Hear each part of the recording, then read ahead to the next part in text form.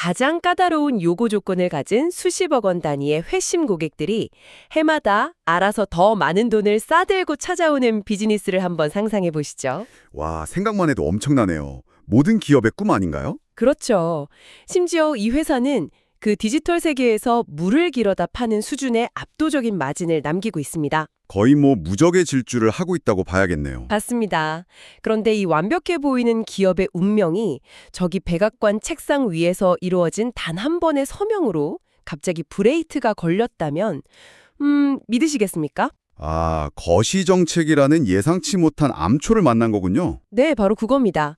세상의 흐름을 빠르게 그리고 누구보다 깊이 있게 파악하고자 하시는 여러분, 오늘 우리가 함께할 심층 탐구의 세계에 오신 것을 환영합니다. 반갑습니다. 오늘 다룰 내용이 정말 흥미진진하죠? 네, 오늘 우리가 깊게 파헤쳐볼 단일 출처는 바로 헬스케어 네트워킹 플랫폼 독시미티의 2026 회계연도 3분기 실적 발표입니다. 특히 최고 재무 책임자, 그러니까 CFO인 팀 카브랄이 남긴 발언들을 집중적으로 해독해 볼 텐데요. 보통 그 실적 발표 문서라고 하면 지루한 숫자들이 나열된 회계장부를 많이들 떠올리시잖아요. 사실 저도 처음엔 그렇게 생각했거든요. 숫자가 너무 많아서요. 네, 하지만 오늘 우리가 해독할 이 텍스트는 완전히 다릅니다. 이 안에는 오늘날 최고의 테크 기업들이 겪고 있는 수익성 문제, 그리고 최첨단 AI 기술에 대한 막대한 청구서, 또 거시적인 정부 정책 사이에 숨막히는 줄다리기가 그대로 담겨 있습니다. 표면에 드러난 숫자들을 딱 걷어내면 그 이면에서 실제로 엄청난 비즈니스 스릴러가 펼쳐지고 있다는 거네요. 맞습니다. 숫자 뒤에 숨겨진 진짜 맥락을 읽어내는 것, 그게 바로 우리가 늘 추구하는 방식이죠. 좋아요. 이 내용을 하나씩 풀어봅시다.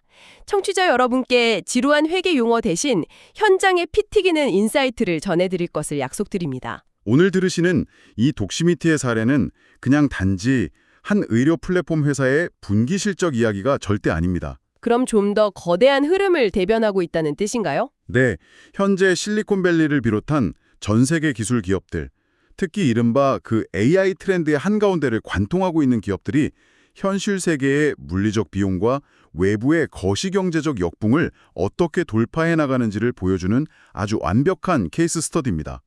축소된 비즈니스 생태계 그 자체를 보는 거군요. 그렇죠. 이들이 정책적 불확실성이라는 체스판 위에서 어떤 전략적 배팅을 하고 있는지 그 메커니즘을 따라가다 보면 오늘 이 방송을 들으시는 여러분의 비즈니스 해상도 역시 훌쩍 높아지실 거라 확신합니다. 좋습니다. 그럼 곧바로 이 회사의 기초 체력을 진단하는 것부터 시작해 보겠습니다. 네, 일단 내부 엔진 상태부터 점검해야죠. 맞아요. 외부의 정책이나 거시경제라는 거창한 이야기를 꺼내기 전에 일단 이 회사의 엔진이 얼마나 강력하게 돌아가고 있는지부터 짚고 넘어가야 하니까요. 3분기 실적 수치를 뜯어보셨죠? 어떠셨나요? 와, 그야말로 무자비할 정도로 거대한 수익 엔진이 가동되고 있더라고요.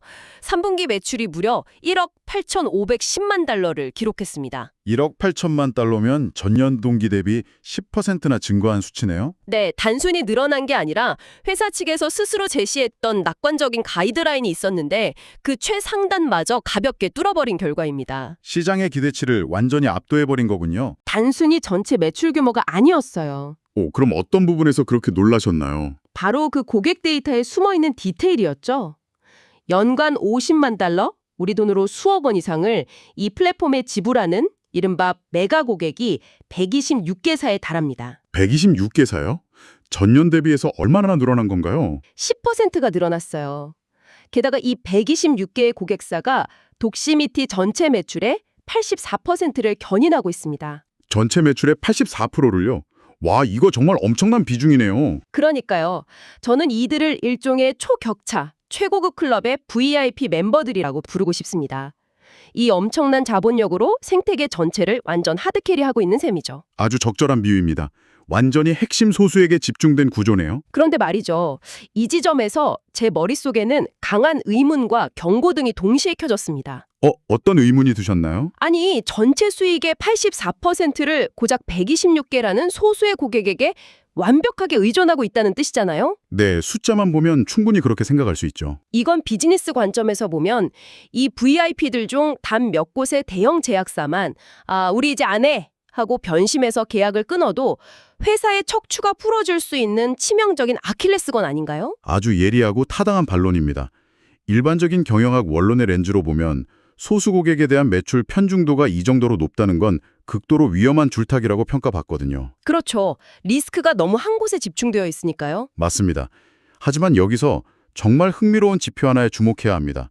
바로 직전 12개월 기준의 순매출 유지율, 즉 NRI라는 지표입니다. Net Retention Rate, NRR이요. 그게 얼마나 되나요? 독시미티의 전체 NRR이 112%인데요. 이걸 상위 20개 고객사, 그러니까 방금 호스트님이 말씀하신 그 거대 VVIP들만 따로 떼어놓고 계산해보면 이 순매출 유지율이 무려 117%로 치솟습니다. 잠깐만요. 117%요? 그게 정확히 어떤 의미인지 우리 청취자 여러분을 위해 좀 풀어주실 수 있나요? 네, 이 117%라는 숫자의 의미를 정확히 짚고 넘어갈 필요가 있습니다. 단순히 작년에 가입했던 고객이 올해도 이탈하지 않고 구독을 연장했다면 이 수치는 100%가 나와야 정상입니다. 아, 100달러 내던 사람이 그대로 100달러를 내면 100%라는 거군요. 맞습니다. 그런데 117%라는 것은 작년에 100달러를 썼던 가장 까다롭고 덩치 큰 고객들이 올해는 알아서 117달러를 지불하고 있다는 뜻입니다. 세상에. 이탈은커녕 오히려 지갑을 작년보다 17%나 더 활짝 열고 있다는 거네요.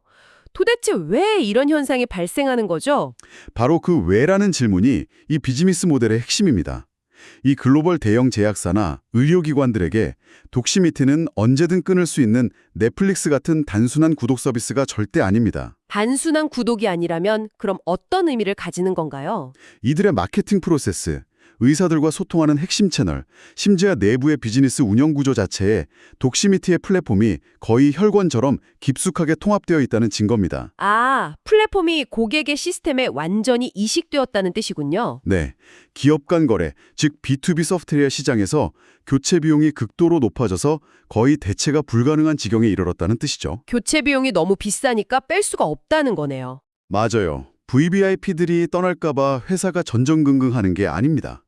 거대 제약사들이 자신들의 매출 성장을 비례적으로 늘리기 위해서 독시미티 플랫폼에 의무적으로 더 많은 자본을 투입해야만 하는 완벽한 종속 구조를 완성해낸 겁니다. 와, 회사의 척추가 부러질 위험이 있는 게 아니라 오히려 고객들의 척추에 자사 플랫폼을 완벽하게 이식해버린 셈이네요. 상호 결합의 수준이 정말 상상을 초월합니다. 이래서 표면적인 리스크가 실제로는 가장 강력한 해자, 방어막이 된 거죠. 네, 이렇게 철옹성 같은 매출 기반과 고객 충성도를 확인했으니 이제 시선을 살짝 돌려보겠습니다. 네, 다음은 비용 쪽을 한번 살펴볼까요? 네, 이 괴물 같은 수익 엔진을 굴리기 위해서 이들이 보이지 않는 곳에서 대체 어떤 청구서를 받아들고 있는가 하는 부분입니다. 재무제표 쪽에 아주 흥미로운 숫자가 있죠. 맞아요. 제가 자료의 재무제표 파트를 읽다가 진짜 제 눈을 의심하게 만든 숫자가 또 하나 있었습니다. 3분기 비일반 회계 기준 매출 총이익률이 무려 91%입니다. 91%요? 원가를 제외하고 91%가 회사에 남는다는 뜻이네요. 솔직히 과장 조금 보태서 디지털 공간에서 생수를 떠다 파는 수준의 경이로운 마진율 아닙니까? 하하, 생수 비유가 아주 찰떡이네요. 진짜 그 정도죠. 제조업에서는 상상조차 할 수 없고 웬만한 소프트웨어 기업들도 달성하기 힘든 수치잖아요. 그런데 바로 이 지점에서 아주 미묘하고도 중요한 균열이 감지됩니다. 균열이라면 어떤 거죠? 수치가 떨어졌나요? 네, 전년도 같은 기간의 마진율이 93%였거든요. 불과 1년 만에 마진율이 2%포인트 하락했습니다. 아, 93%에서 91%로 내려온 거군요. 이유가 뭡니까? CFO인 팀 카브랄은 실적 발표에서 그 이유를 아주 명확하게 적시합니다. 플랫폼 사용량 증가에 따른 AI 인프라 투자 확대 때문이라고요. 아하, 드디어 올 것이 왔네요. AI 투자 비용? 네, 저는 이 2%포인트의 하락을 현실로 다가온 AI 세금이라고 명명하고 싶습니다. 현실로 다가온 AI 세금이라. 이거 현재 테크 산업의 딜레마를 가장 정확하게 꿰뚫은 표현이네요. 제가 너무 거창하게 이름 붙인 건 아니죠? 전혀요. 과거 10년 동안 소프트웨어 업계를 지배했던 기본 공식은 한 번 개발해두면 한계 비용이 0에 수렴한다는 것이었습니다. 그렇죠. 코드를 한번 짜서 서버에 올려두면 고객이 1000명이든 100만 명이든 추가로 들어가는 비용이 거의 없었잖아요. 맞아요. 그래서 90% 후반대라는 기적적인 마진이 가능했죠. 하지만 AI 시대가 도래하면서 이 공식이 완전히 산산조각 났습니다. 한계 비용 제로의 마법이 깨진 거군요. 네, AI는 다릅니다.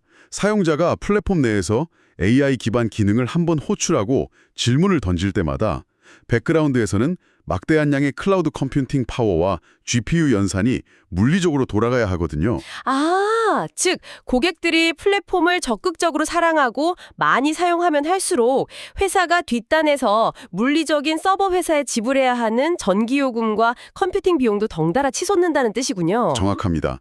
고객의 참여가 늘어날수록 원가도 기하급수적으로 오르는 성장의 역설인 거죠. 멋진 유행어였던 AI가 이제는 실질적인 자본 지출을 강요하는 냉혹한 청구서로 돌아오기 시작한 거네요. 맞아요. 그런데 여기서 우리가 이 경영진의 의사결정 패턴을 한 단계 더 깊이 들여다보면 상황은 훨씬 더 흥미로워집니다. 오, 이사회에서 어떤 결점이 있었나요? 마진이 2%포인트 줄어들고 AI 인프라 유지비가 기하급수적으로 치솟고 있는 이 현실 속에서 독시미티의 이사회는 과연 어떤 결정을 내렸을까요? 글쎄요, 허리띠를 졸라맸을까요? 일단 3분기에 잉여 현금 흐름으로 5,850만 달러를 벌어들였고 회사 금고에 쌓아둔 보유 현금성 자산만 7억 3,500만 달러에 달합니다. 현금이 아주 빵빵하죠. 와, 7억 3,500만 달러면 거의 1조 원 가까운 현금이네요. 네. 그런데 이사회는 기존에 남아있던 8,300만 달러 규모의 자사주 매입 잔여분 외에 추가로 무려 5억 달러 규모의 새로운 자사주 매입 프로그램을 덜컥 승인해버립니다. 잠깐만요. 방금 앞서 말씀하신 대로라면 지금 뒤에서 AI 서버 비용이 눈덩이처럼 불어나고 있어서 마진이 깎여나가고 있는 중이잖아요. 네, 방금 그렇게 분석했었죠. 그런데 번 돈을 아껴서 인프라에 재투자하기 위해 현금을 비축하는 게 아니라 주주들에게 돌려주기 위해 시장에서 자기네 주식을 사들이는데 무려 5억 달러? 하나로 6천억 원이 넘는 돈을 태우겠다고 승인한 겁니까? 네, 맞습니다. 5억 달러를 주식 사는 데 쓰겠다는 겁니다. 이거 너무 앞뒤가 안 맞는 무모한 결정 아닌가요? 위기에 대비해 실탄을 아껴야 할 시점 같은데요? 표면적으로는 모순처럼 보일 수 있습니다. 비용이 계속 오르는데 뭉칫돈 현금을 소진하니까요. 하지만 월스트리트의 언어로 번역하자면 이것은 자본시장을 향해 쏘아올린 엄청나게 공격적이고 자신감 넘치는 신호탄입니다. 단순한 돈 낭비가 아니라 일종의 메시지라는 거군요. 네, 이 5억 달러 승인의 행간을 읽어보면 경영진의 메시지는 아주 명확합니다. 우리는 지금 발생하는 AI 인프라 투자 비용과 일시적인 마진율 2% 하락을 전혀 두려워하지 않는다라는 거죠. 와, 깡이 엄청난데요? 게다가 우리의 본업이 만들어내는 현금 창출력은 그깟 AI 세금을 내고도 수천억 원의 주식을 사들일 만큼 압도적으로 거대하다라고 선언한 것입니다. 그깟 AI 세금? 와, 진짜 미래의 현금 흐름에 대한 절대적이고 수학적인 확신이 없다면 재무 책임자가 절대 서명할 수 없는 규모네요? 맞습니다. 인프라 투자의 무게를 충분히 감당하면서 동시에 주주가치까지 부양할 수 있는 그야말로 체급이 다른 기초 체력을 시장에 완벽하게 과시한 셈입니다. 진짜 압도적인 자신감이네요. 돈도 무섭게 벌고 있고 VVIP 고객들은 떠날 줄을 모르며 오히려 지갑을 더 열고 현금이 썩어 넘쳐서 대규모 자사주 매입까지 발표했습니다.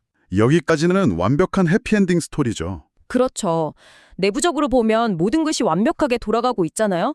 그런데 여러분, 진짜 미스터리는 바로 다음에 등장합니다. 반전이 기다리고 있죠. 네. 이렇게 완벽한 회사가 정작 4분기 매출 가이드라인, 즉 다음 분기 향후 전망을 내놓았는데 그 수치가 고작 4% 성장에 불과했습니다. 금액으로 치면 1억 4,300만 달러에서 1억 4,400만 달러 수준이죠. 앞서 우리가 살펴본 3분기에는 10% 성장을 기록하며 가볍게 1억 8천만 달러를 돌파했던 것과 비교해보면 전력 질주를 하던 육상 선수가 갑자기 그 자리에 멈춰서서 산책을 시작한 수준으로 속도를 급격히 낮춘 겁니다. 거의 급브레이크를 밟았다고 봐야 할 정도의 하향 조정이네요. 도대체 이렇게 튼튼한 회사가 왜 스스로 이렇게 바닥을 기는 보수적인 전망치를 내놓았을까요?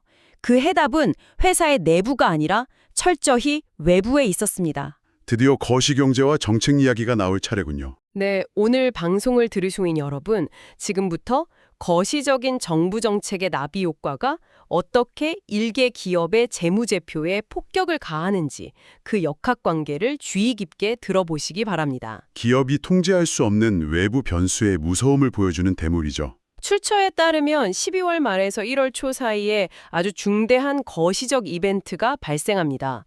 독시미티의 상위 20개 제약사 고객 중 무려 16개사가 백악관과 최혜국 대우, 이른바 MFN 협정에 서명을 했습니다. MFN 협정이요. 이게 기본적으로 약가 책정과 관세에 초점을 맞춘 정책이죠. 맞습니다. 자, 여기서 한 가지 명확하게 짚고 넘어갈 점이 있습니다.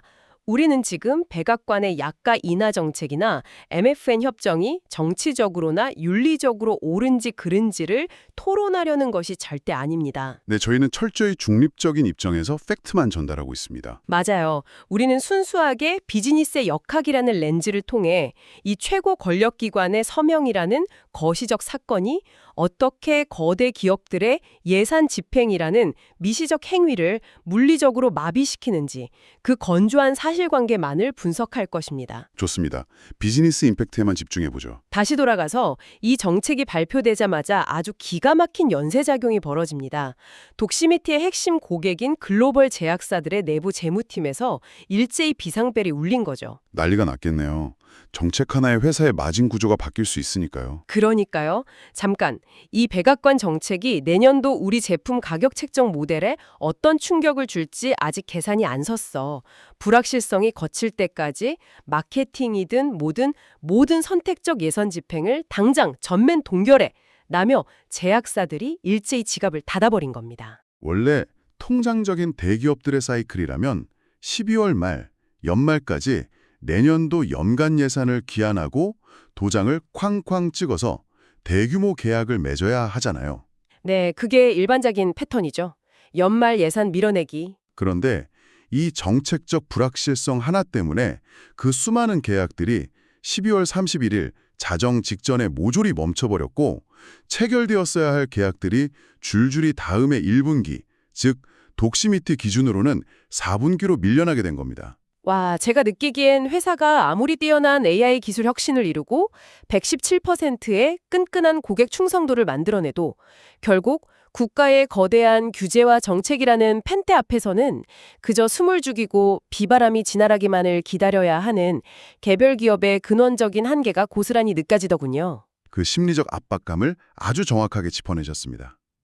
기업의 재무를 책임지는 CFO들이 가장 두려워하는 것은 확정된 악재가 아니라 바로 계산이 불가능한 불확실성입니다. 확정된 악재보다 불확실성이 더 무섭다는 거군요. 네. 제약사들 입장에서는 자사 제품의 이익률을 뿌리째 흔들 수 있는 백악관 정책 앞에서 당장 급하지 않는 디지털 플랫폼 광고나 마케팅 예산을 보수적으로 묶어두는 것이 지극히 합리적이고 당연한 생존 본능이었습니다. 어찌 보면 제약사들도 당연한 조치를 취한 거네요. 하지만 여기서 우리는 현상을 1차원적으로만 봐서는 안 됩니다. 아주 중요한 질문을 하나 던져야 하죠. 어떤 질문이죠? 과연 이 강력한 정책적 역풍이 독시미티의 서비스를 향한 고객들의 본질적인 수요 자체를 완전히 파괴해버린 것일까요? 아니면 단지 시간표를 뒤로 지연시킨 것에 불과할까요? 아, 예산이 아예 날아간 거냐? 아니면 그냥 나중에 쓸 거냐의 차이군요. 정확합니다. 출처의 데이터는 아주 강력하게 후자, 즉 지연을 지목하고 있습니다. 12월에 서명하지 못하고 밀려났던 그 막대한 계약들이 과연 어떻게 되었을까요? 어떻게 됐나요? 결국 취소됐나요? 해가 바뀌고 1월이 되자마자 제약부문 예약 성장률이 독시미티가 상장된 이후 역대 최고치를 기록해버립니다. 와, 억눌려 있던 수요가 한꺼번에 댐 터지듯이 터져 나온 거군요. 그렇습니다.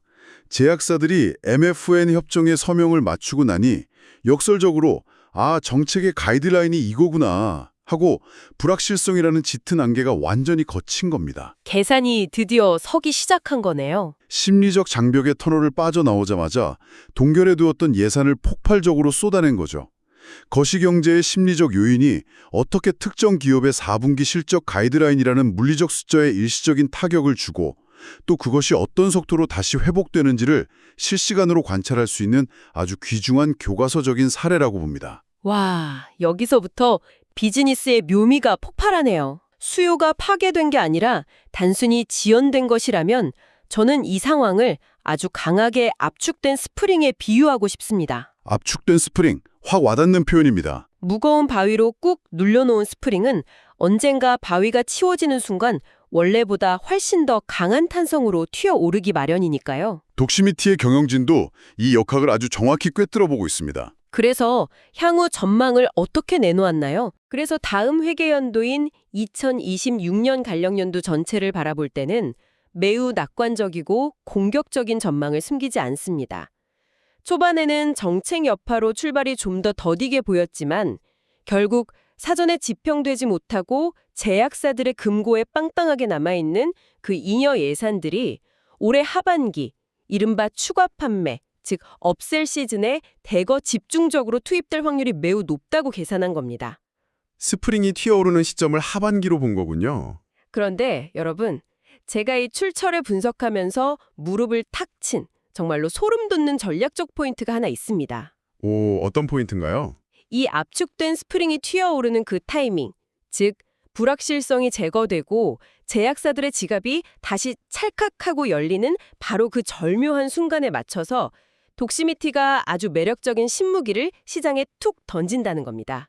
타이밍이 기가 막히네요. 그 신무기가 뭔가요? 바로 올해 출시를 앞두고 있는 AI 회원 참여라는 새로운 제품 라인업입니다. 출처에 따르면 벌써부터 이 새로운 AI 마케팅 도구에 대해 고객들의 인바운드 수요, 즉 영업을 뛰지 않아도 고객들이 알아서 찾아와서 묻는 분위기가 빗발치고 있다고 합니다. 가만히 있어도 고객들이 먼저 사겠다고 줄을 서는 거군요. 네, 묵혀둔 예산이 풀리는 시점과 이 신제품 출시의 절묘한 교차점, 이건 진짜 단순한 우연이 아니라 거의 예술에 가까운 비즈니스 전술 아닙니까? 수요를 흡수하는 타이밍 측면에서는 시나리오가 완벽하게 짜여 있습니다. 칭찬할 만하죠. 하지만 이 방송을 들으시는 여러분, 우리는 여기서 한 번 더 비판적인 사고의 브레이크를 밟아봐야 합니다. 빗발치는 수요가 있다는데 비판적으로 볼 부분이 있나요? 빗발치는 인바운드 수요가 있다는 것은 분명 긍정적인 신호입니다. 그러나 관심을 보이는 것과 실제 거액의 계약서에 서명하는 것은 완전히 별개의 차원입니다. 문의만 하고 안 살 수도 있다는 뜻이군요. 그렇죠. 결국 이 새로운 AI 제품이 제약사들의 까다로운 규제 기준을 완벽하게 통과하고 기존 방식보다 우월한 실질적인 투자 대비 효용, 즉 ROI를 수치로 입증해내야만 저 억눌린 스프링의 에너지를 실제 매출로 완벽히 흡수할 수 있을 테니까요. 단순히 멋진 AI라는 이유만으로는 제약사들이 지갑을 열지 않을 거라는 거군요. 확실한 결과물, ROI가 필요하다는 말씀이네요. 맞습니다. 그래서 제가 이 실적 발표에서 정말로 높게 평가하는 부분은 저 화려한 신제품 출시라는 공격수 전략이 아닙니다. 오히려 경영진이 쳐놓은 견고한 방어선 구축 능력입니다. 방어선이요? 어떤 방어선을 말하시는 건가요? CFO인 팀 카브랄은 운영 모델을 설명하면서 플랫폼 인프라 확충, 앞서 말한 새로운 AI 제품 개발, 그리고 동료 검토 프로그램인 피어치크 같은 핵심 동력에 대한 투자를 멈추지 않고 계속 늘리겠다고 강조합니다. 돈을 아끼지 않고 기술에 팍팍 쓰겠다는 거네요? 네. 그런데 동시에 아주 놀라운 선언을 합니다. 이런 막대한 자본 지출에도 불구하고 연간 기준으로 50% 이상의 조정 에비타 이익률을 기필코 유지해내겠다고 못을 박았습니다. 잠깐, 세상에 인프라 비용이 그렇게 오르는데 조정 에비타 이익률 50%를 방어한다고요? 네, 그게 이 경영진이 던진 진짜 무서운 선언입니다. 그게 어떤 의미인지 우리 청취자분들을 위해 조금 더 쉽게 풀어주실 수 있나요? 아주 쉽게 비유하자면 이렇습니다. 기업의 순수한 현금 창출 능력을 보여주는 지표가 에비타, 이비타인데 이걸 50% 이상 유지한다는 건 매출의 절반 이상을 고스란히 현금 이익으로 남기는 괴물 같은 체질을 뜻합니다. 매출의 절반이 이익이라니 정말 상상이 안 가는 수준이네요. 지금 독시미티의 상황은 비행기가 시속 수백 킬로미터로 전속력 비행을 하고 있는 도중에 고도나 속도를 전혀 떨어뜨리지 않으면서 날개에 달린 오래된 엔진을 최신식 AI 엔진으로 갈아 끼우겠다고 선언한 것과 같습니다. 비행 중에 엔진을 교체한다고요? 네. 기술 혁신을 향해 가속 페달을 끝까지 밟으면서도 이익률 50% 방어라는 강력한 브레이크와 안전장치를 동시에 완벽하게 통제하고 있는 거죠. 이 경영진의 정밀한 재무적 운영성성이야말로 어쩌면 저 화려한 AI 신제품보다 훨씬 더 뚫기 힘든 독시미티만의 진짜 무기일지도 모릅니다. 비행 중인 제트기의 엔진을 갈아 끼우면서도 고도를 유지한다. 정말 짜릿한 통찰이네요. 혁신을 외치면서도 50%라는 튼튼한 이익 성벽을 지켜낸다는 것. 진정한 시장 지배자들만이 가질 수 있는 여유와 실력이 아닐까 싶습니다. 그게 바로 독시미티가 가진 진정한 프리미엄이죠. 자, 오늘 우리가 함께 풀어본 이 복잡하고도 흥미로운 비즈니스 퍼즐들을 한번 정리해 보겠습니다. 네, 많은 이야기를 나눴으니 요약이 필요하겠네요. 우리는 먼저 독시미티 전체 매출의 84%를 견인하는 126개 거대 제약사 고객들이 보여준 11%라는 경이로운 순매출 유지율을 확인했습니다. 네, 단순한 구독이 아니라 기업의 핵심 혈관으로 자리 잡은 대체 불가능한 플랫폼의 위력이었죠. 맞습니다. 이어서 91%라는 압도적인 매출총 이익률 속에서도 플랫폼 사용량에 비례해 청구되고 있는 그 무서운 현실적인 AI 세금의 실체를 명확히 들여다보았습니다. 마진이 2%포인트 떨어지는 걸 목격했었죠. 그리고 무엇보다도 백악관과의 정책 협정이라는 거대한 거시경제적 역풍이 개별 기업의 예산 집행을 12월에 어떻게 꽁꽁 얼려버렸는지 확인했습니다. 그리고 그 불확실성이 해소된 1월에 압축된 스프링처럼 폭발적으로 튀어오른 대기 수요의 흐름도 함께 추적했고요. 네, 마지막으로 이 쏟아지는 예산을 정확히 타격하기 위해 준비된 새로운 AI 신제품 라인업과 이익률 50% 방어라는 정밀한 운영 전략까지 깊이 있게 펼쳐보았습니다. 오늘 이 심층 분석을 끝까지 함께해 주신 여러분께서는 앞으로 경제 뉴스를 접하실 때 단편적인 기술 트렌드 기사나 백악관의 정책 발표 하나만을 똑 떼어 놓고 보지 않으시길 바랍니다. 거시와 미시를 연결하는 시야가 중요하겠네요. 네, 워싱턴에서 이루어진 서명 하나, 거시경제의 미세한 심리적 파동 하나가 태평양 건너 특전 테크 기업의 4분기 회계장부를 어떻게 뒤흔들고 또 그게 주주 환원 정책에까지 어떻게 연쇄작용을 일으키는지 그 비즈니스의 유기적이고 입체적인 작동 원리를 이번 기회에 확실히 얻어가셨기를 바랍니다. 통찰력 넘치는 정리에 감사합니다. 이제 오늘 탐구의 끝자락에서 여러분의 머릿속을 맴돌며 며칠 동안 잠 못 이루게 할 아주 도발적이고 서늘한 질문 하나를 던지며 마무리하려고 합니다. 오, 어떤 질문인지 기대되네요. 오늘 우리가 살펴본 독시미티의 사례를 다시 한번 생각해 보세요. 이미 시장을 독점하다시피 장악하고 있고 원가를 빼고 91%가 남는 이 엄청난 소프트웨어 플랫폼조차도 점점 치솟는 트래픽과 플랫폼 사용량을 감당하기 위해 마진율을 깎아먹으면서까지 거대한 AI 인프라 세금을 지불하고 있습니다. 성공하면 성공할수록 인프라 유지비가 기하급수적으로 늘어나는 덫에 걸린 셈이죠. 맞습니다. 그렇다면 앞으로 이 시장에 존재하는 수많은 평범한 기업들이 최상위 VVIP 고객들의 높아진 눈높이를 맞추고 생존하기 위해 의무적으로 너도 나도 AI 인프라를 도입해야만 하는 시대가 본격화될 텐데요. 안 하면 도태되니까 울며 겨자 먹기로 다들 하겠죠. 바로 그겁니다. 그때 비즈니스 생태계 전반을 무자비하게 덮쳐올 이 보이지 않는 AI 인플레이션의 크기는 과연 얼마나 거대할까요? 와, 생각만 해도 숨이 턱 막히는 비용 청구서네요. 어쩌면 앞으로 5년 뒤 기술 기업들이 벌일 진짜 피 튀기는 전쟁은 세상에 없던 혁신적인 AI를 누가 먼저 만드느냐의 낭만적인 싸움이 아닐지 모릅니다. 그럼 진짜 싸움은 무엇이 될까요? 오히려 고객이 숨만 쉬며 서비스를 써도 뒷단에서 초당 수만 원씩 타들어가는 이 잔인한 AI 유지 비용을 과연 누가 파산하지 않고 끝까지 버텨내느냐를 겨루는 끔찍한 생존 게임이 아닐까요? 정말 서늘하고 뻗어리는 질문입니다. 인프라 비용을 감당하는 자만이 살아남는다. 네, 이 질문에 대한 답, 여러분의 비즈니스 현장에서 각자의 시각으로 치열하게 고민해 보시기 바랍니다. 지금까지 세상의 복잡한 맥락을 깊이 있게 해독해드리는 심층 분석이었습니다. 긴 시간 함께해 주신 여러분 감사합니다. 다음 탐구에서 더 흥미로운 주제로 찾아뵙겠습니다.